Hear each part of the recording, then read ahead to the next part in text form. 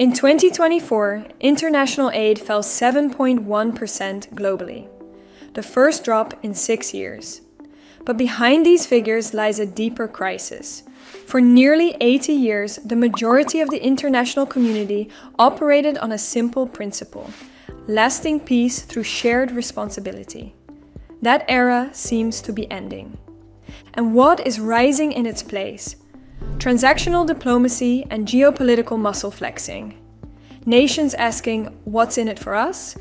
instead of, "How can we help?" USAID cuts that send shockwaves through the entire development sector. Organizations that had relied on American funding for decades suddenly found almost half of their budgets had vanished overnight, with immediate consequences. For example, in Ukraine alone, more than 600,000 women and girls now face severe risk of gender-based violence without protection services. And in Tunisia, once thriving organizations that monitored elections and provided civic education are now struggling for survival under government restrictions, with foreign funding cuts threatening the jobs and services that once strengthened democracy. The cuts have created such chaos that the US government is now destroying $9.7 million worth of contraceptives. Supplies already paid for by taxpayers and sitting in a Belgian warehouse, ready to be shipped to women and girls in crisis zones. Rather than let other organizations distribute these life-saving supplies, they're choosing to incinerate them, which also costs money, highlighting just how ideologically driven these cuts have become. But here's what makes this moment so critical. It's forcing Europe to look at itself in the mirror and ask a fundamental question. Are we willing to lead when others retreat? Before we answer that question, let's be precise about what we're discussing. Development assistance takes 3 primary forms, each with different success rates. First, humanitarian assistance. Emergency response to keep people alive in crises. This works immediately. When people are starving or displaced, food and shelter save lives immediately. Second, development support. Building long-term infrastructure, education, and healthcare systems. Here, the picture gets complex. Success depends heavily on local governance, clear monitoring, and whether basic institutions function. Third, democracy assistance. Strengthening civil society, supporting elections, and building institutions. This form is the focus of the story of Voltaire. Evidence shows that this works, but only under specific conditions. When funding goes directly to local organizations, when there's sustained commitment, and when civil society has space to operate. The key insight from decades of research and experience: aid effectiveness isn't just about how much you spend, it's also about how you spend it, where you spend it, and whether you stay committed long enough to see results. Recent comprehensive research across 128 countries reveals something important about democracy: assistance channeled through civil society organizations. When earmarked funding reaches local civil society organizations, 3 specific mechanisms occur. Capacity building. Local organizations gain resources and skills to operate more effectively. Reduced information gaps. Better oversight and accountability mechanisms are developed. Corruption reduction.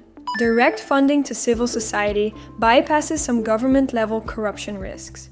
The research is clear but comes with an important caveat. The effects are real but modest. A $1 per capita increase in democracy, aid channeled through civil society organizations, is associated with a 0.01 improvement on civil society strength indices. So, what does this mean? The significant finding here is that to create substantial change, investment needs to be much larger and more structural than current levels. Despite this evidence, Europe has been retreating too.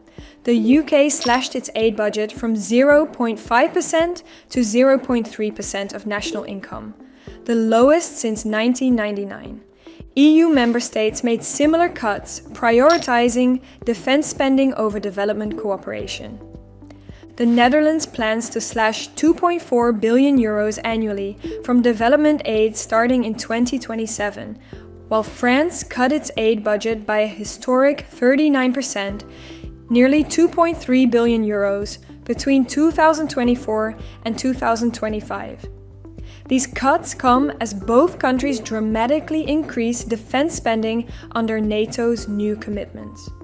Meanwhile, Poland now leads NATO in defense spending at 4.12% of GDP, showing how quickly European priorities can shift when nations feel threatened. The result? Even more decreasing total funds for developing cooperation, let alone fill the gap left behind by the US cuts, as MEP Isabella Lövin rightly warns. This crisis exposes a fundamental weakness, dangerous over-reliance on single funding sources. When 40% of your funding comes from one source, you're not running a sustainable organization, you're running a risk. Here's the stark reality. The US's aid cuts represented just 1% of their GDP, yet had devastating impacts on organizations worldwide. Organizations are now in rescue mode. They are closing programs in entire countries, firing local staff across conflict zones, and leaving vulnerable populations without support. It made clear that diversification isn't just good practice, it's essential when lives depend on your work. And it's not just about helping others, but also about helping ourselves. Charlotte Slente, Secretary General of the Danish Refugee Council, puts it bluntly, security is not only hardware, security is also soft power. Without investing in humanitarian support, you might see more conflict, more displacement, more insecurity. In our interconnected world, instability anywhere affects stability everywhere. From the man-made humanitarian crisis in Gaza to conflicts in Sudan and Yemen. We're witnessing more than 50 active conflicts across around 90 countries. Problems don't stay contained. They create refugee flows crossing continents, economic disruption affecting global markets, and security threats requiring military responses that lead to more societal disruption. But we must be clear, the exact cost-benefit calculations are complex and contested. What's accepted by most researchers is that prevention is generally more cost-effective than reaction. Where the United States retreat creates a crisis, it offers an opportunity for the EU. This is Europe's moment to prove its claim of being an anchor of peace, prosperity, and security, and to take a more prominent role on the world stage. If the EU has the will to do so, it can because the tools already exist. There is 300 billion euros in frozen Russian assets just waiting for legal frameworks to unlock them. European Union national budgets that could prioritize development alongside defense. And Europe has plenty of experienced organizations, all eager and yearning for financing and ready to channel support effectively.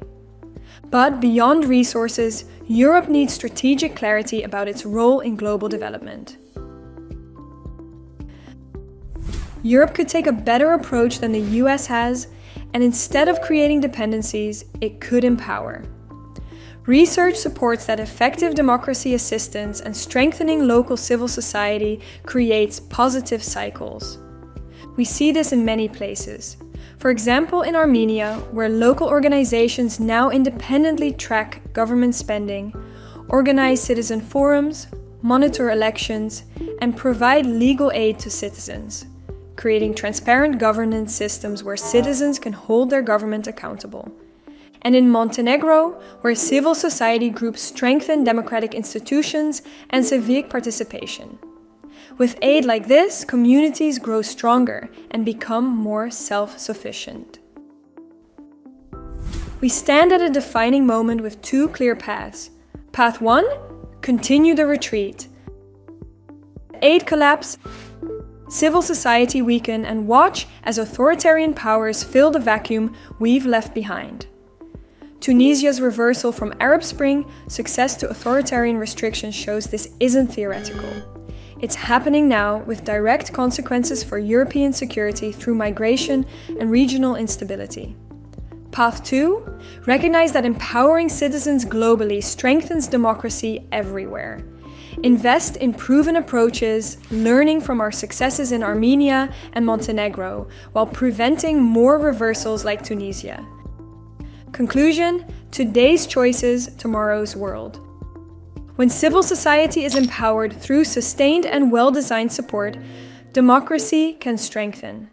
The effects are real but slow. They require significant long-term commitment. Europe faces a choice about what kind of global leader it wants to be. It has the tools and the means to take a prominent role for positive change. The question is, does it have the will to act? Do you want the EU to take on this prominent role?